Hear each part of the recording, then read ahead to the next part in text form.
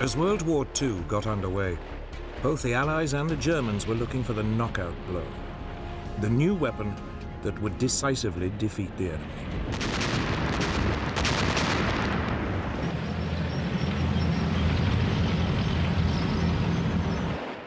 For Hitler's Germany, the problem was that Britain was an island. His tanks couldn't blitzkrieg across the Channel. The only way to defeat her was to strangle her seaborne supply routes.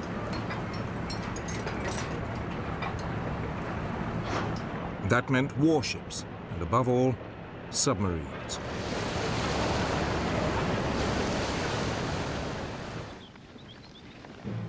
For the Western Allies, the problem was attacking Germany when there were no Allied troops in mainland Europe. The solution they adopted was strategic bombing. Aerial bombardment aimed at destroying Germany's infrastructure and pounding its people into submission.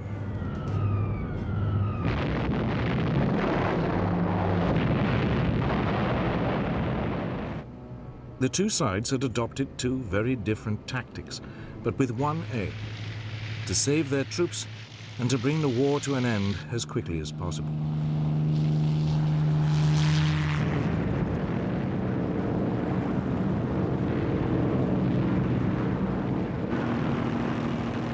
Ironically, it was the Germans who first started strategic bombing. In August 1940, Luftwaffe bombers accidentally hit London. The RAF retaliated by bombing Berlin.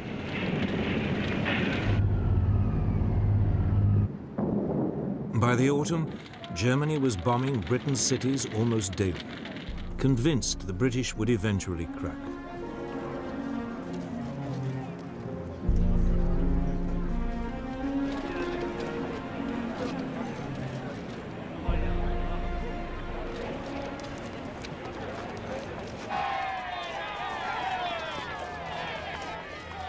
But the Blitz, as it was called, never showed any sign of forcing the British to surrender.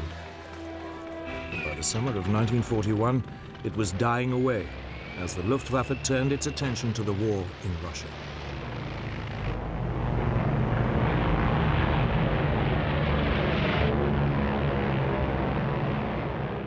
But for the British military command, bombing remained the only way of striking directly at Hitler's Germany.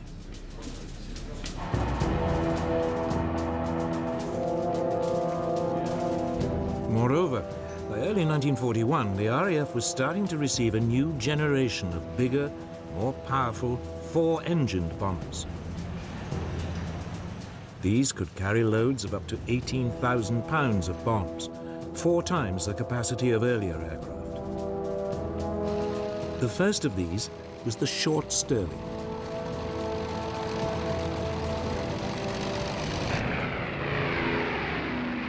To begin with, the plan was not to hit the German population, but specific infrastructure targets, cutting transport and oil supplies, damaging Germany's ability to wage war.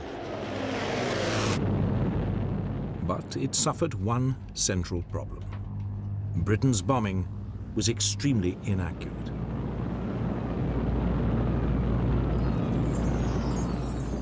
In August 1941, a secret British report showed that over the crucial German Ruhr industrial area, only 10% of British bombers were getting their bombs within 5 miles of their target. At the same time, the German air defenses were taking a terrible toll on British planes.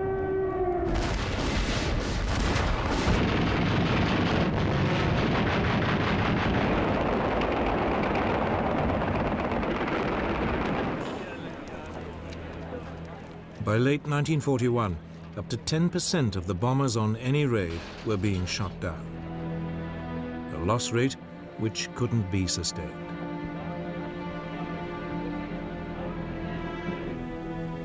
The Royal Air Force High Command decided to change tactics. It gave up any pretense of trying to hit specific targets. Instead, Bomber Command was instructed to undertake what it called area bombing, a euphemism for what is known today as carpet bombing. The idea was to deliberately target an entire area of a city, regardless of the civilian population. In the chilling words of the British Air Ministry, it would destroy the morale of the civilian population and, in particular, of industrial workers.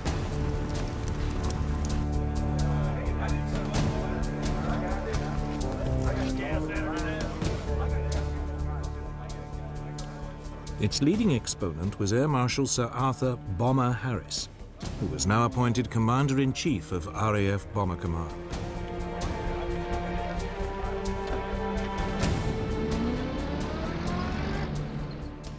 There are a lot of people who say that bombing can never win a war. Well, my answer to that is that it has never been tried yet, and we shall see. They sowed the wind, and now they are going to reap the whirlwind.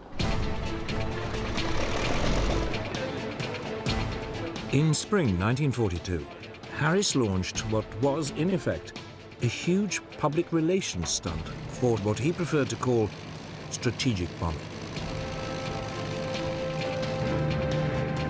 He gathered every available aircraft in Bomber Command. Over 1,000 took off for the German city of Cologne.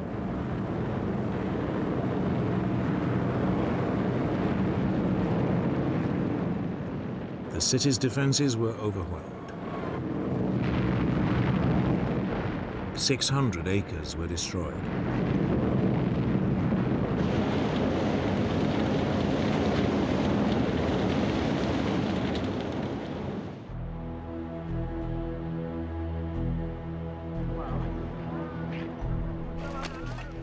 But only 39 British aircraft were lost. Harris had won his point. He now had the full support of the British Prime Minister, Winston Churchill.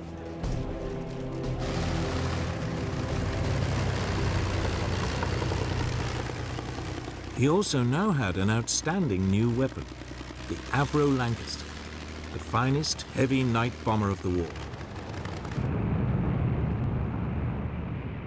And he had a new partner. By the summer of 1942, the United States had joined the air war in Europe. American planes began to appear in Britain. The majority were the Boeing B-17 Flying Fortress. It was heavily armed with 13 machine guns and could, in theory, fight its way through to a target in daylight without a fighter escort. It was also equipped with a new bomb sight that would supposedly allow it to drop its bombs with almost unerring precision.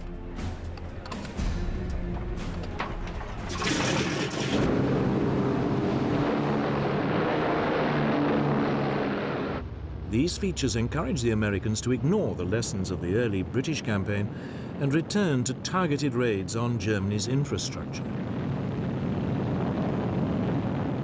In August 1942, the Americans put the Flying Fortress to the test. 12 of them attacked marshalling yards near Rouen in France.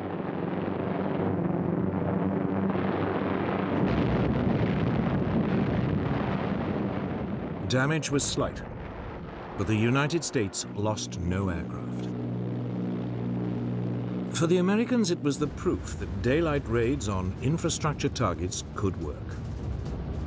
For the British, it simply showed that the Americans could hit a minor and relatively undefended target. But that winter, the two allies agreed to combine their approaches.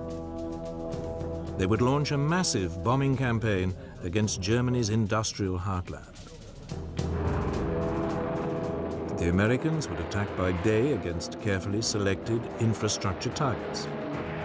The British would attack by night, carpet bombing whole areas, destroying war production and civilian morale.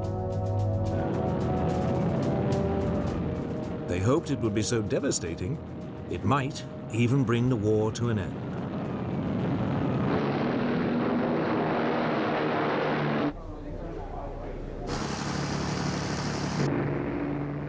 In March 1943, British planes took off for the German industrial city of Essen.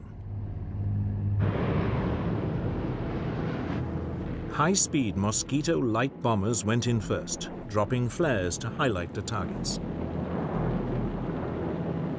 Then a force of nearly 450 Lancaster bombers swept over the city, dropping their loads.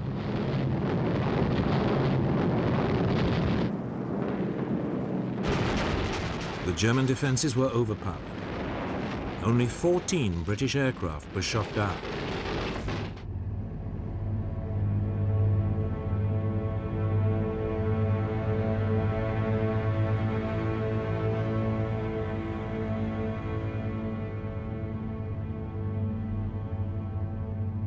The Essen raid was followed by wave after wave of similar attacks on industrial towns in the Ruhr.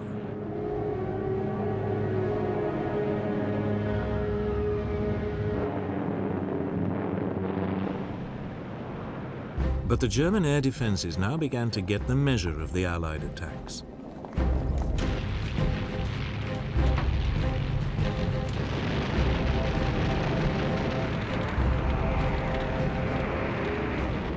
Britain's losses climbed to 1 in 10. Harris was forced reluctantly to call a halt to the attacks.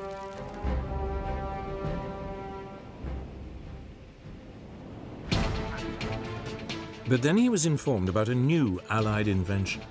Codenamed Window, it consisted of clouds of aluminium foil strips dropped from an aircraft. As the foil fell, it jammed any radar system.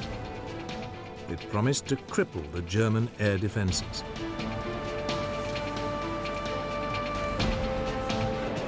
Harris seized on it. And 4 months after the Essen raid, in July 1943, he went back on the offensive. He called it Operation Gomorrah.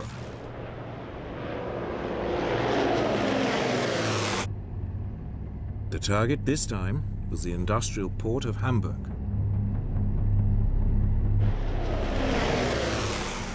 Bombers equipped with Window jammed the German radar.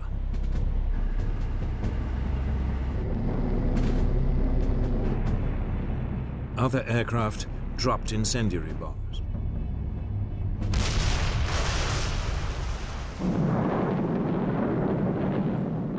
A giant firestorm engulfed the city center.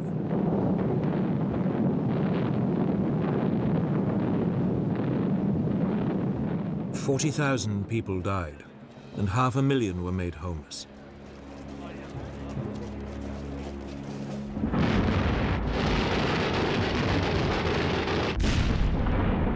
More raids on the port followed.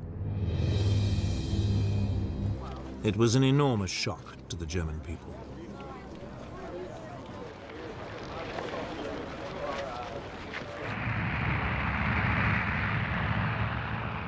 Four months later, in the autumn of 1943, Harris followed Hamburg with a series of attacks on Berlin.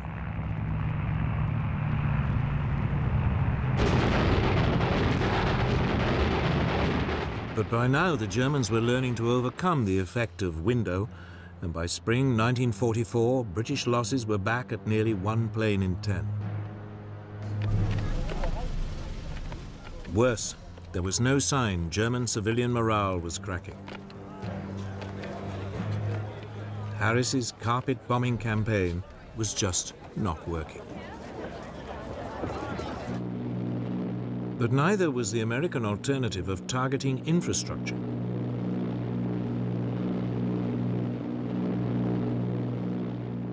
By the spring of 1943, US Army Air Force daylight raids were steadily reaching deeper into Germany. But American losses were climbing. Around 1 in every 15 planes was being shot down.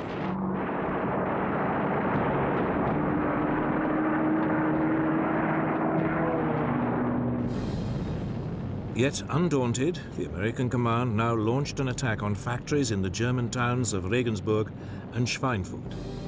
It was hugely ambitious. Both were deep in southern Germany, far beyond the range of US escort fighters.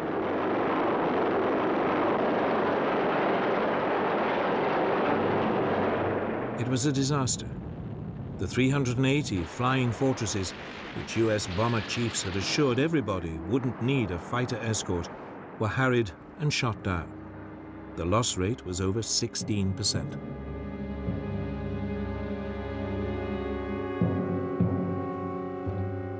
The US was forced to suspend its bombing campaign. The war in the air had reached stalemate, and there was still no sign of it helping to usher in a victory.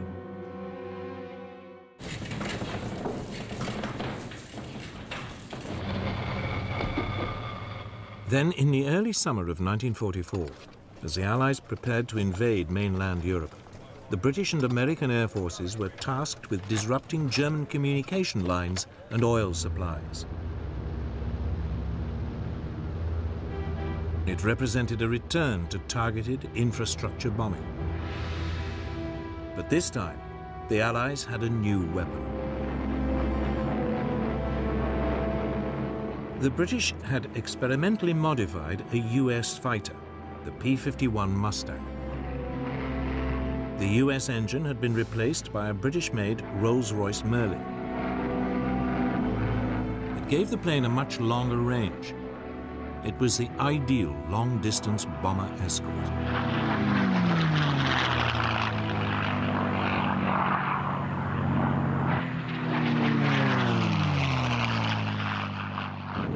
The Allied bombers hit bridges and roads leading to the German front in France with almost surgical precision.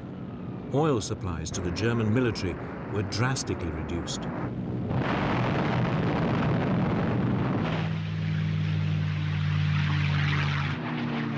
Once again, the German fighters attacked, but they were now outmaneuvered by the Mustang.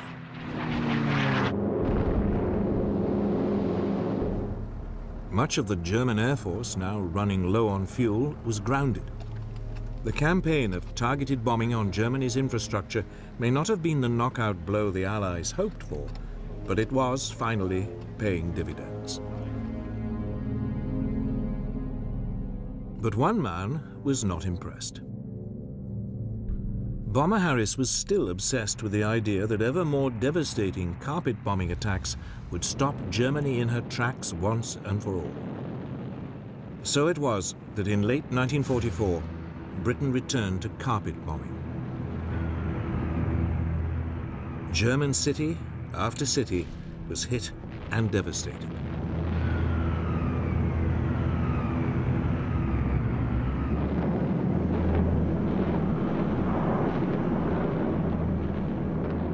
Then, in February 1945, Harris attacked Dresden, a city with virtually no military significance.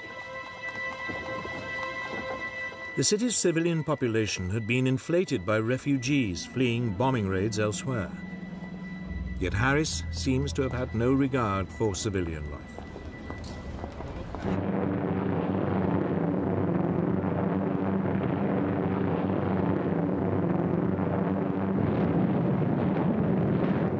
The city was flattened.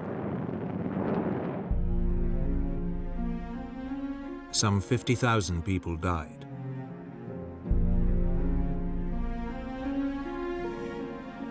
It was a raid too far.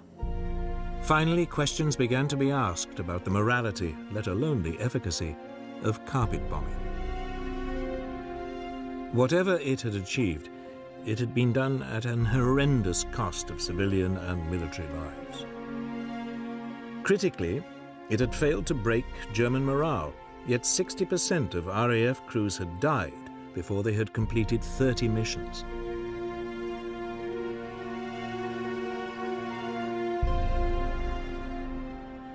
For all the hopes put in it, carpet bombing had not come up with the knockout blow.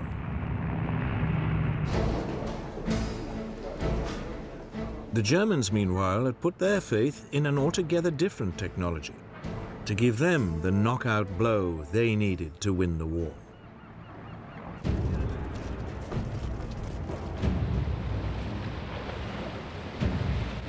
For Germany, Britain was a problem.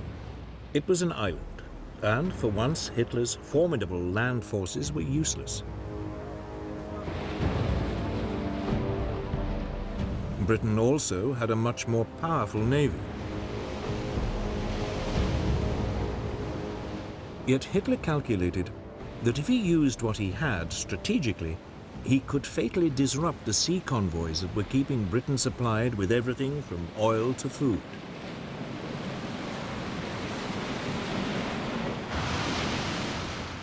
In the first 18 months of the war, German raiders sank more than 130 British merchant vessels.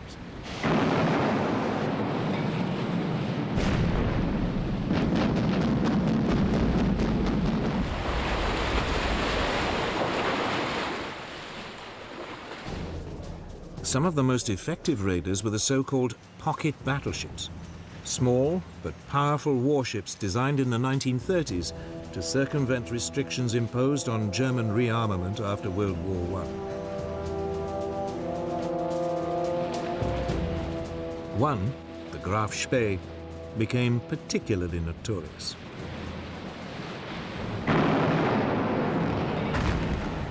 In a matter of weeks, she sank 9 Allied merchant ships in the South Atlantic before being cornered off the River Plate in South America and Scotland.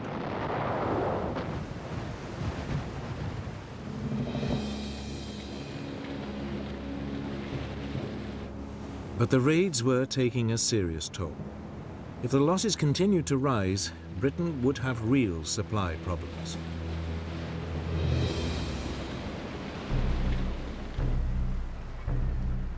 Then, in early spring 1941, Germany's first and only 2 full-sized battleships completed their sea trials.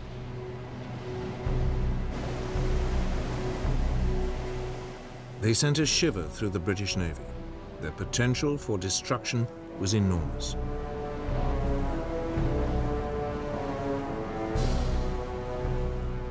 First into action was the Bismarck.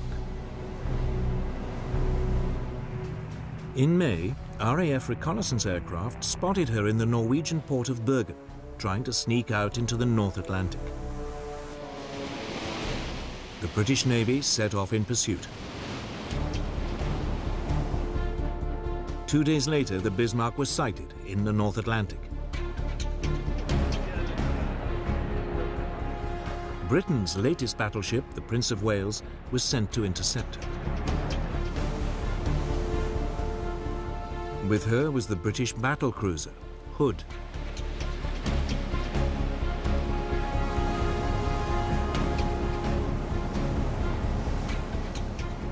Early on May the 24th, 1941, the 2 forces met. It was the first time the 2 sides' battleships had squared up to each other.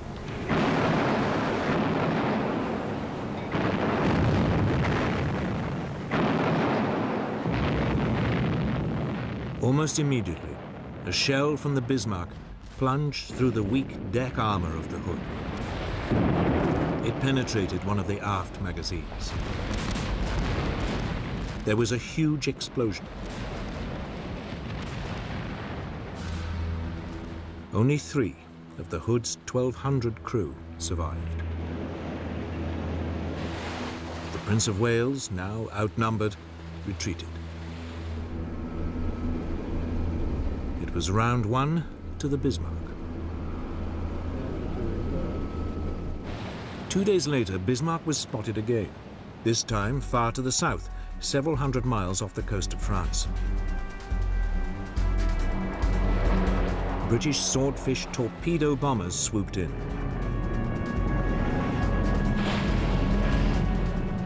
One hit and jammed the Bismarck's rudder.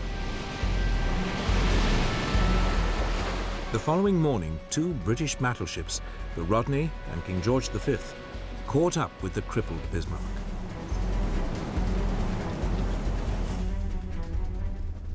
They started pouring heavy caliber shells onto the hapless German ship. She was soon reduced to a blazing wreck. Bismarck was finally sunk by a torpedo. All but 110 of her 2,300 crew perished. The Bismarck had been sunk before she'd had a chance to prove her worth.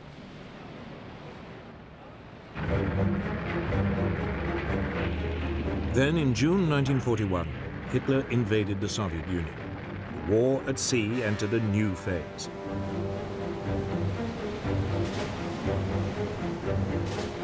Britain began sending supply convoys to the Russian Arctic ports of Murmansk and Archangel. Immediately, the German Navy prepared to cut them off.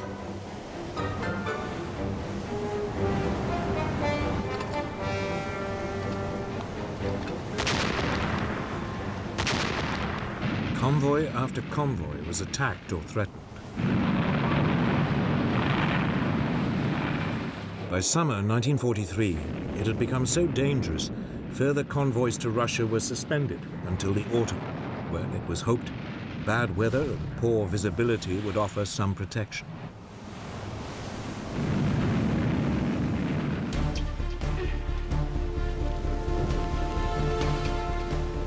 While the convoys were suspended, Britain turned its attention to one of the biggest threats it faced, the Bismarck's sister ship, Tirpitz. She'd spent months hiding in the Norwegian fjords, waiting for the moment to pounce. All the while, the British Navy had been keeping her under close watch, determined to eliminate Germany's last battleship.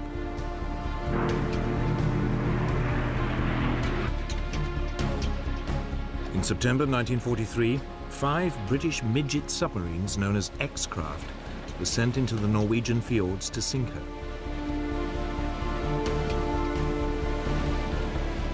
The attack caused only minor damage. By the following spring, the Tirpitz was once again ready to menace the Arctic convoys.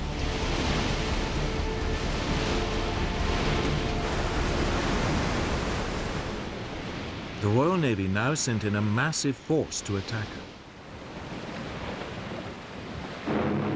It included 6 aircraft carriers.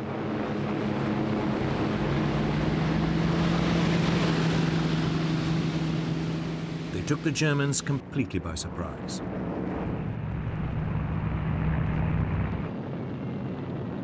British dive bombers attacked Tirpitz. But she was heavily armored, and the relatively small bombs caused only superficial damage.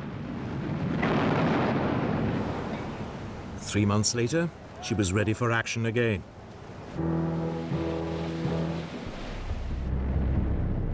She was soon spotted in another Norwegian fjord.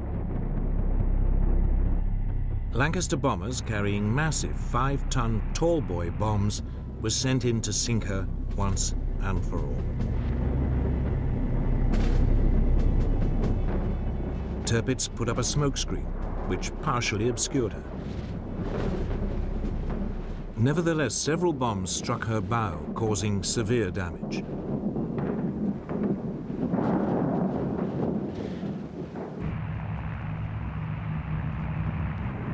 Finally, 2 months later, a squadron of Lancaster bombers caught her in perfect weather conditions.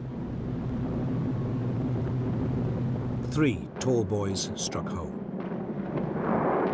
Tirpitz slowly capsized.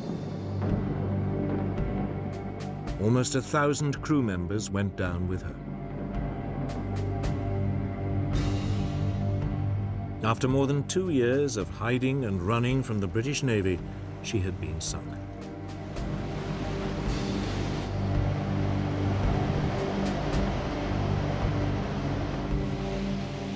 Germany's battleships had promised much, but against the overwhelming might of the British Navy, they'd never had a chance to prove their worth.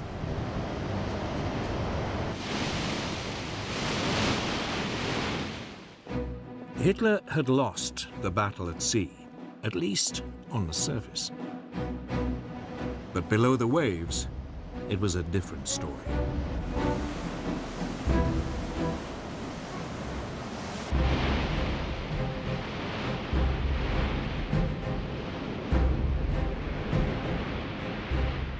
Germany's military planners had long expected that the country's U-boat fleet would play a key role in cutting Britain's supply lines.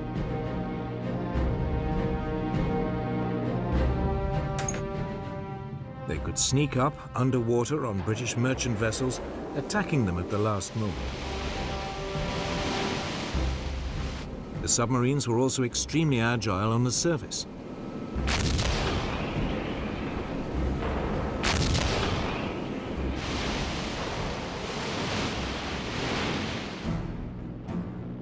To combat the threat, Britain's merchant fleet was corralled into convoys for protection.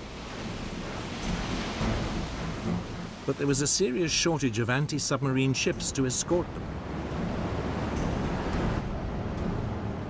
Many ships sailed without protection. Yet Britain's naval command remained remarkably complacent. They believed they had the weapons and the technology to contain the U-boat threat. It was soon proved wrong.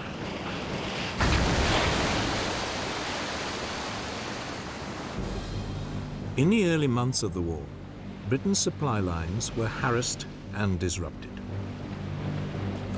Often the U-boats would attack on the surface, picking off merchant ships with their deck guns.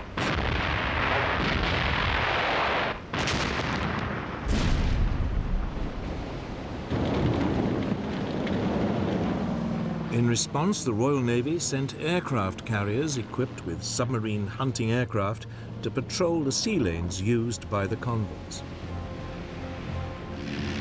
But they had only limited effect.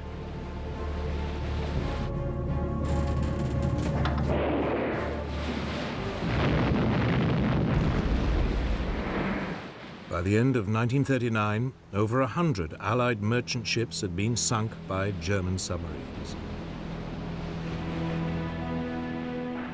If losses continued at this rate, Britain would face disaster. Oil, food, and weapons would all begin to run short.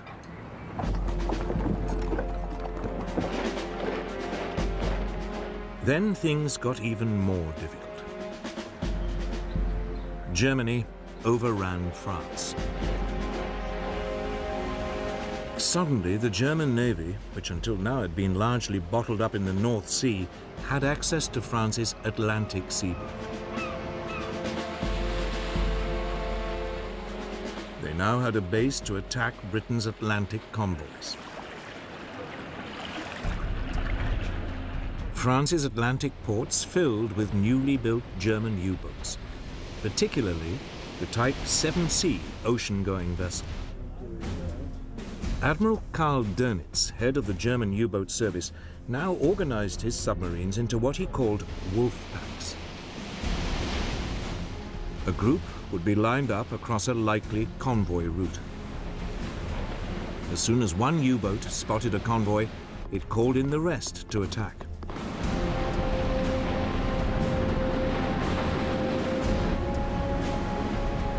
Sometimes the U-boats were also guided by long-range patrol aircraft.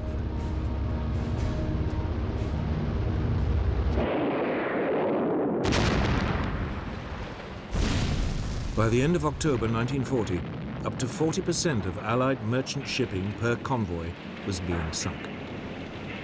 Britain's supplies were under threat.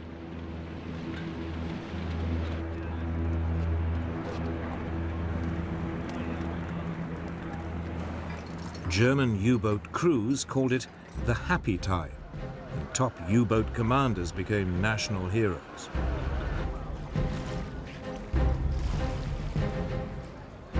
Britain was paying dearly for its lack of preparation.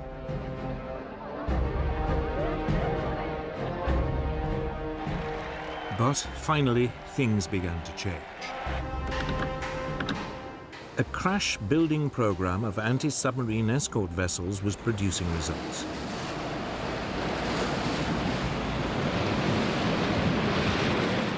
The first corvettes, as they were known, were coming off the slipways.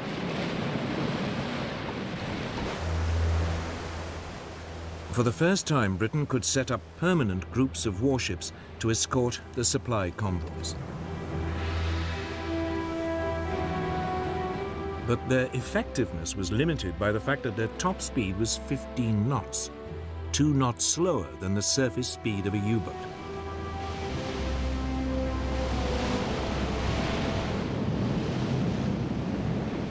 At the same time, the patrol aircraft of Britain's Coastal Command were equipped with depth charges.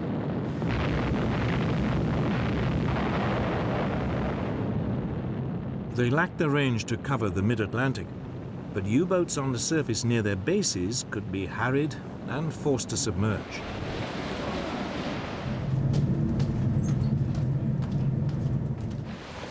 Then, as in the bombing campaigns, it was a series of technological breakthroughs that really came to Britain's help. In early 1940, a new type of radar, known as centimetric radar, was developed. It was smaller than existing systems and, for the first time, could be fitted to escort ships and aircraft.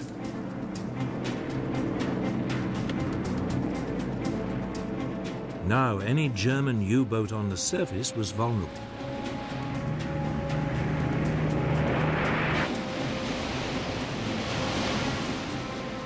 Some months later, there was a second technological breakthrough. Huff-Duff was a radio detector.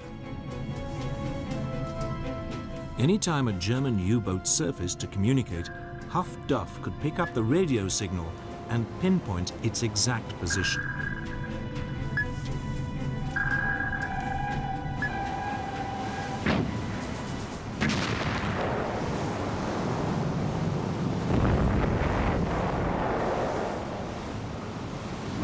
Steadily, during the spring of 1941, Britain began to contain the U-boat threat.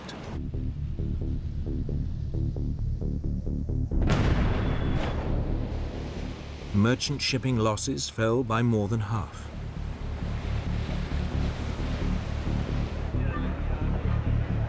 In early March, Günther Prien, one of Germany's top U-boat commanders, failed to return from a patrol.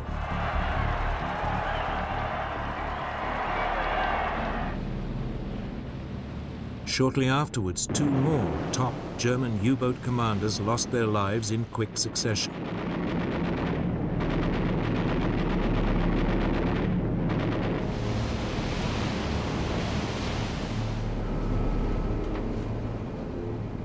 Then Germany suffered a major disaster that would reverberate through the rest of the war.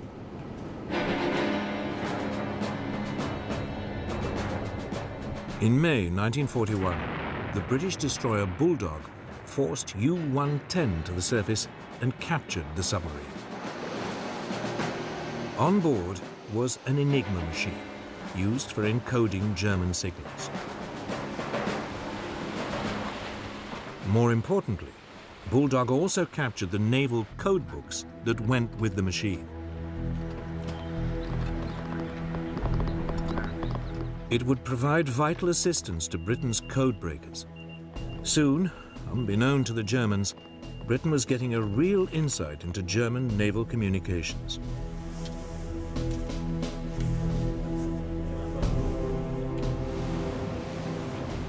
For the Royal Navy, it meant convoys could now be routed away from the U-boat wolfpacks.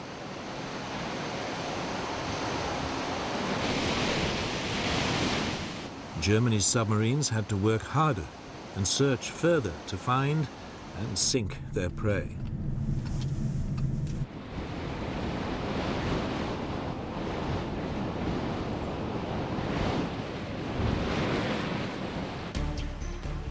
Yet, despite the Allied gains, by the winter of 1941, the German war machine was producing ever greater numbers of U-boats.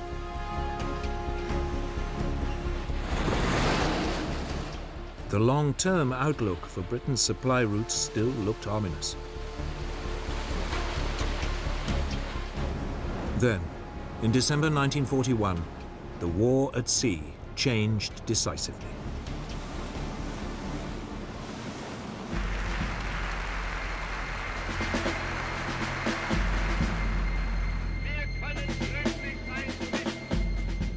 In December 1941, Hitler declared war on the United States.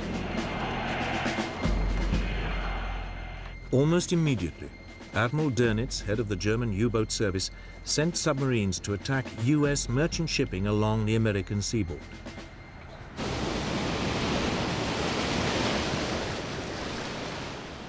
At first, only a few of his submarines, the new Type 9, were capable of making the long voyage from Europe. They found easy pickings. The US Navy's Commander-in-Chief, Admiral Ernest King, had resisted British advice to corral his merchant ships into convoys.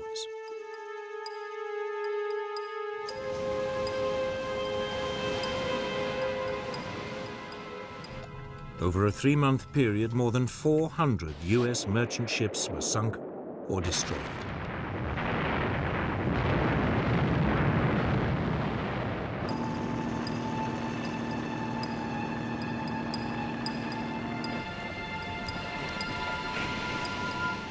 America was learning the tough lesson Britain had already learnt. Something had to be done.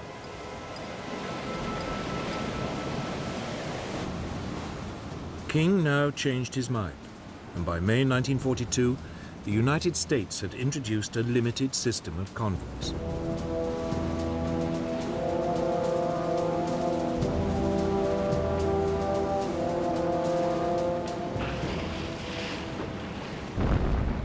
By July, the US losses were falling. It forced the Germans to adopt a new tactic. They would concentrate their U-boats in one particular part of the North Atlantic, the Black Gap, the area in mid-ocean too far from land for anti-submarine aircraft to reach.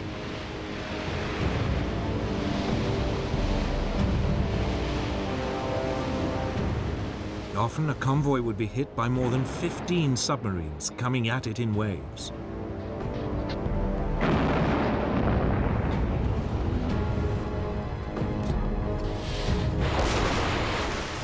During October 1942, 56 Allied ships were sunk in the Black Gap. By the following March, Allied losses had reached 120 ships in a single month.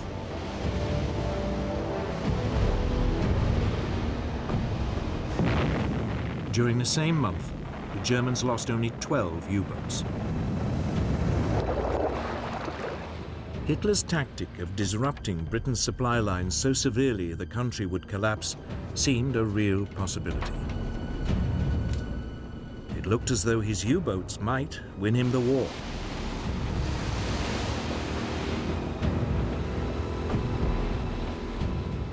But now the Allies began to up their game. Britain had brought in a new commander. Admiral Max Horton was former head of the Royal Navy's submarine fleet. His first move was to set up permanent groups of destroyers and frigates that would provide additional support to convoys, rushing in as soon as an enemy wolfpack was spotted. Equally importantly, a string of yet more technological developments came on stream. The Hedgehog was an anti-submarine mortar that fired 24 bombs.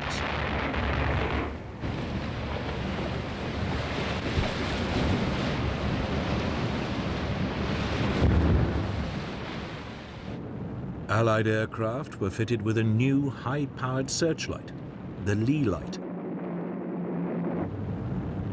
As an aircraft swooped in, it could be turned on at the last moment, catching a submarine by surprise on the surface.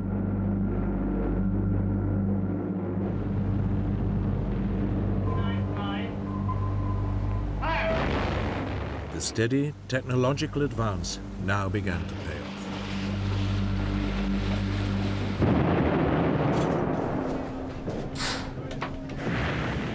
The German U-boat losses increased. The German commander, Admiral Dönitz, struggled to regain the initiative. In April, he ordered an all-out U-boat attack on convoy ONS-5, a convoy of 43 merchant ships traveling from Liverpool to Canada. It was designed to be a demonstration of German naval force. 40 U-boats descended on the convoy.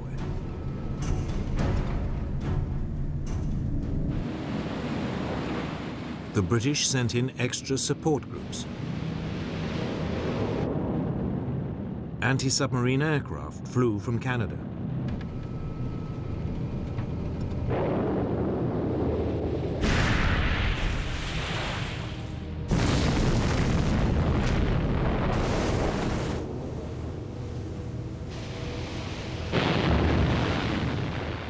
It would take 4 days for the Allies to beat off the German attack. 11 merchant ships were sunk, but the Germans had lost 7 U-boats.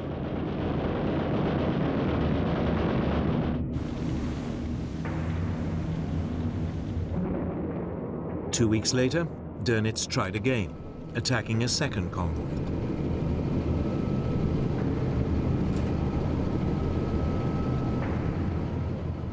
It was a disaster. 5 U-boats were sunk without a single merchant ship being lost.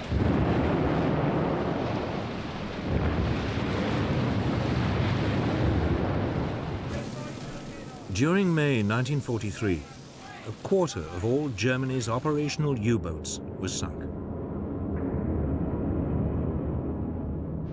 The Germans were finally beginning to lose the U-boat war in the Atlantic. So the Allies now took the battle to the Germans. A new long-range version of the US B-24 Liberator bomber was introduced. It could now reach the German U-boats in the Black Gap. Germany's submarine designers tried to respond with innovations of their own. U-boats were fitted with radar detectors and anti-aircraft guns. Some were also fitted with the Dutch-designed schnorkel, an air inlet that meant that submarines could spend longer underwater, hidden from Allied radar.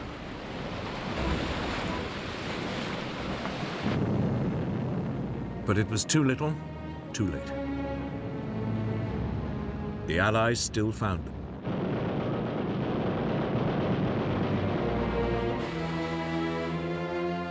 Hitler's U-boats were now pinned down in port. It was too dangerous for them to roam the ocean freely. German attempts to find an answer became increasingly desperate. They now produced a revolutionary new submarine. It was known as the Type 21.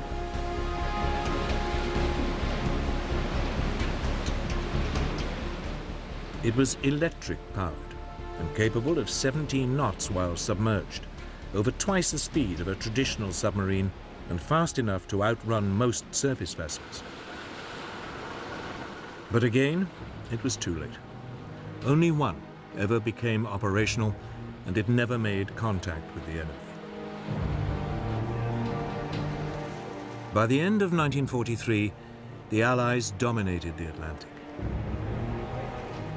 It was a turning point in the war. Hitler's U-boat campaign had taken a terrible toll on both sides. The Germans lost nearly 800 submarines. 75% of the U-boat crews perished. On the Allied side, some 32,000 sailors died.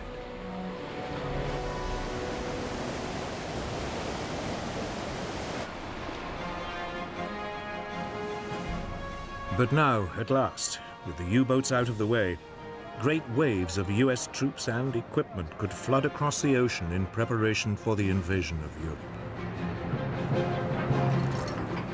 Victory in the Battle of the Atlantic would fundamentally change the course of the war.